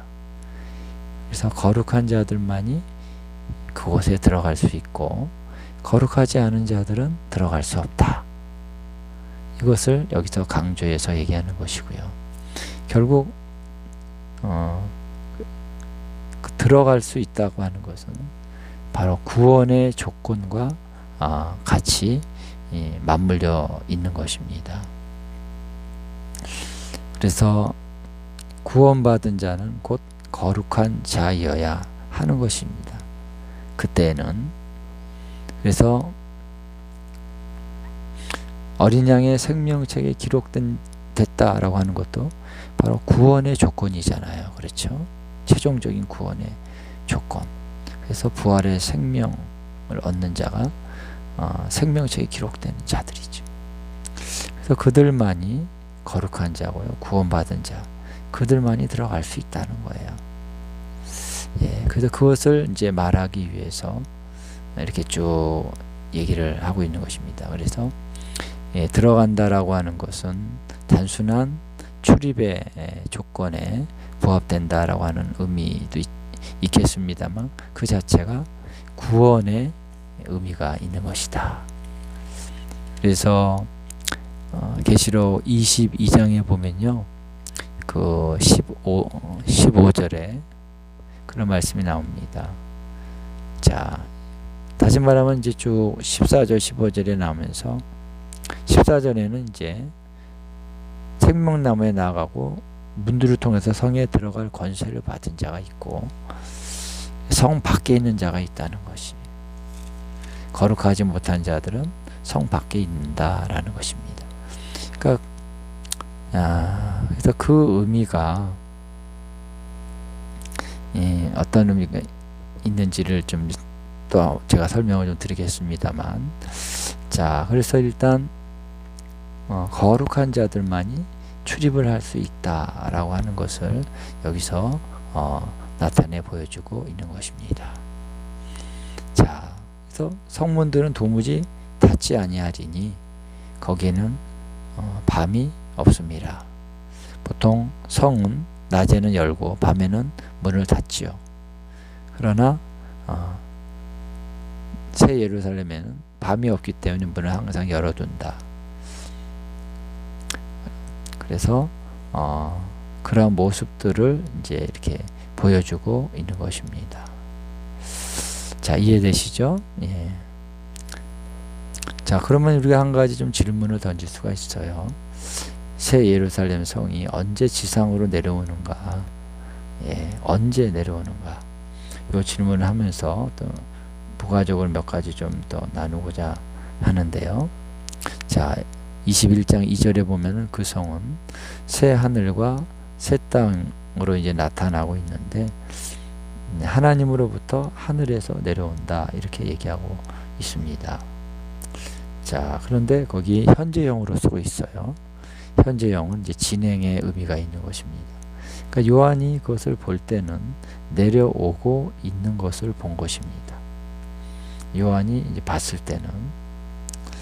자, 그런데 내려오고 있다라고 하는 것은 이제 결혼식에 참여하기 위해서는, 결혼식에 오기 위해서는 이제 오고 있는 거죠. 계시를 받는 순간에는 ing 진행형으로 됐지만, 이제 언젠가는 내려오겠죠. 땅으로 내려오는 거니까 착지를 하겠죠. 그래서 언제 그것이 이루어지느냐? 바로 그것이 이루어지기 위해서는 이 하늘과 땅이 완전히 새롭게 되어져야 되고, 그러기 위해서는 모든 악한 존재들이 심판을 받아서 불못에 던져져야 되는 것이죠. 그래서 새 하늘과 새 땅이 완전히 도래한 이후에, 회복된 이후에 모든 준비 과정이 마치고 난 다음에, 그 다음에 이제 신부가 내려오는 것입니다. 할렐루야. 그래서 요한계시록이 그렇게 기록이 되어 있다는 것입니다. 그래서 자, 그런데 여기서 이제 아까 말씀드린 것처럼 21장 27절 다시 한번 읽어보면요. 자, 27절에 무엇인지 속된 것이나 가증한 일 또는 거짓말하는 자들은 결코 그리로 들어가지 못하되 오직 어린 양의 생명체에 기록된 자들만 들어가리라. 자, 그러면 이 말씀을 딱 이렇게 읽을 때, 그러면 새 예루살렘이 이렇게 땅으로 내려왔고, 그리고 새 하늘과 새 땅이 이렇게 이미 시작이 된 이 시점에서도 이 성 밖에 이런 이제 거룩하지 않은 자들이 있다는 말인가, 이런 느낌을 좀 받을 수가 있어요. 그리고 22장 15절에도 보면은 뭐 이런 거룩하지 못한 자, 뭐 개들과 점수가 이런 자들은 성 밖에 있으리라 이렇게 얘기를 하니까 여기서 좀 약간 헷갈리는 그런 느낌을 받을 수가 있습니다. 자, 왜냐면요, 새 예루살렘은 새 하늘과 새 땅이 된 다음에 내려오는 것인데, 그러면 새 하늘과 새 땅에 이런 사악한 존재들이 있다는 말인가, 이렇게 질문을 할 수가 있는 것이죠. 그런 느낌이 딱 얼핏 듭니다. 근데 성경이 이것을 얘기할 때 우리가 잘 그런 의미를 파악해야 되는 것이 뭐냐면요, 그 당시에 그러한 거룩하지 못한 자가 그 땅에 존재하고 있다라고 하는 의미가 아닌 것이죠. 그래서 새 예루살렘과 새 예루살렘 안에서 새 하늘과 새 땅과 함께 완전히 회복된 상황으로, 거룩한 상황으로 들어가게 되는데, 거기에 들어오는 조건이 그렇다라고 하는 것입니다. 그래서 들랑달랑하고 뭐 이런 것에 대한 어떤 강조점이 있는 것이 아니라 누가 들어갈 수 있느냐, 그리고 한번 들어가면은 이제 거기 구원을 받은 자가 되는 것이고, 들어갈 수 없는 자는 영원한 심판을 받게 되는 것입니다. 불못에 던져지는 것입니다. 그래서 여기 불못에 던져진다는 말씀이 이제 나오고 있는 것이죠. 그렇기 때문에 이 의미를 잘 우리가 구분해서 우리가 이해를 해야 될 줄로 믿습니다.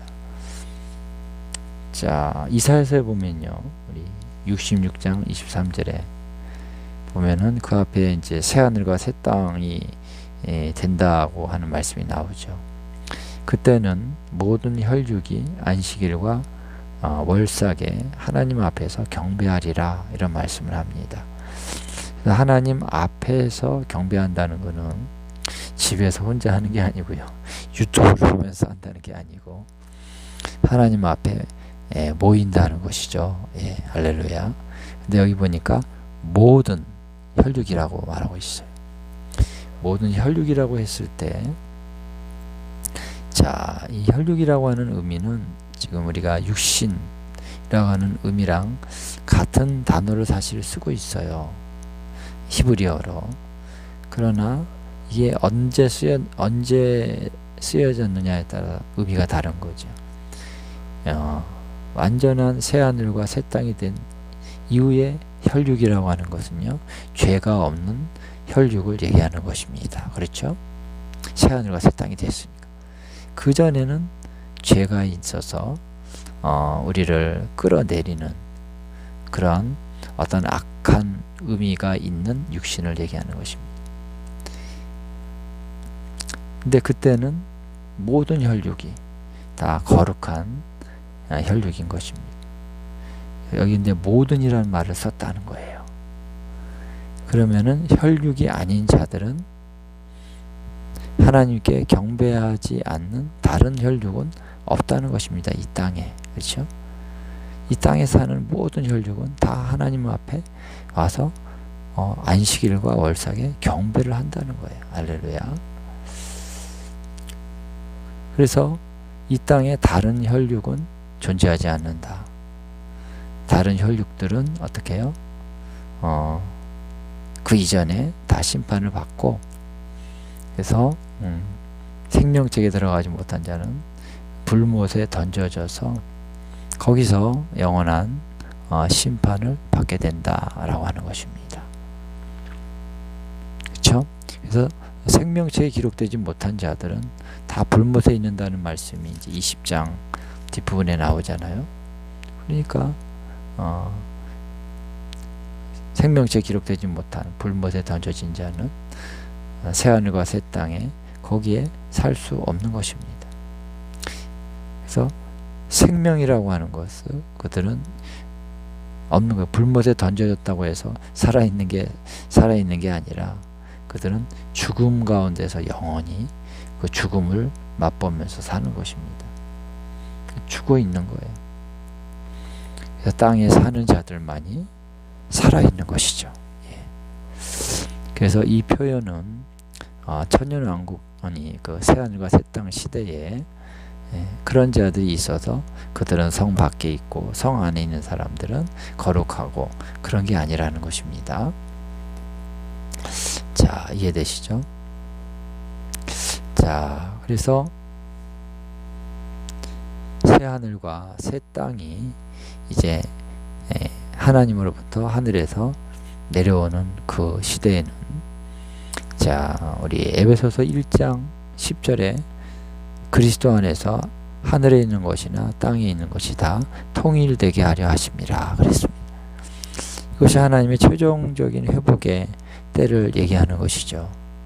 그러니까 이것이 새하늘과 새 땅이 도래할 때 하늘에 있는 것이나 땅에 있는 것이 이 통일된다 했을 때, 이 통일이라고 하는 말은 조화롭게 어우러질 수 있다, 그런 의미예요. 그래서 완전히 하나가 돼서 땅도 아니고 하늘도 아닌 그런 그런 것이 아니라 하늘은 하늘대로 있는 것이고 땅은 땅대로 있는데 그것이 조화가 된다는 것입니다. 그것이 하나가 된다는 의미이기도 하죠. 그래서 아내와 남편이 하나가 된다 했을 때, 아내와 남편이 하나가 되면 중간적인 어떤 존재가 되는 게 아니죠. 남편은 남편대로 존재하고 부인은 부인대로, 아내는 아내대로 존재하는데 정말 사랑으로 완전히 하나가 돼서 마음과 생각과 이런 모든 것이 하나 되는 연합으로 들어가는 것을 얘기하는 것입니다. 그래서 그때는 하늘에는 주로 영적인 존재들과 영적인 활동들이 있고, 이 땅에서는 물리적인 활동들이 주로 있었습니다만, 이제 이때가 되면은 영적인 활동과 물리적인 활동이 함께 조화롭게 이렇게 가게 된다는 것이, 그래서 완전한 자유가 있는 것입니다. 물리적인 모든 것도 자유가 있고 영적인 것도 자유가 있고, 그것이 또 통합이 되고 연합이 돼서 하늘에 가는 것도 그렇게 어렵지 않고 하늘에서 내려오는 것도 어렵지 않고, 천사들과 사람들도 굉장히 친밀감 있게 함께 움직이고, 우리 하나님을 우리가 배울 때 어떤 간격이 없고 막힘이 없고 거기에 무슨 휘장과 같은 그런 것이 없다는 거예요. 그냥 하나님의 얼굴을 그냥 봅니다. 할렐루야. 그 영광을 그대로 그냥 보는 것이. 예. 그래서 하늘과 땅 사이에 아무런 그런 거치는 것들이 없게 되는 때가 새 하늘과 새 땅이 도래한 때, 새 예루살렘에서 바로 그것을 경험하게 되는 것이다는 것입니다. 할렐루야. 그래서 이러한 회복에 하나님의 때가 올 것이고요. 그것이 우리의 장차 올 영광입니다. 우리의 소망입니다. 할렐루야. 우리 이 소망 가운데 우리가 늘 승리하면서 믿음으로 전진해 나가는 저와 여러분 될 수 있기를 주님의 이름으로 축원을 드립니다. 감사합니다. 아멘.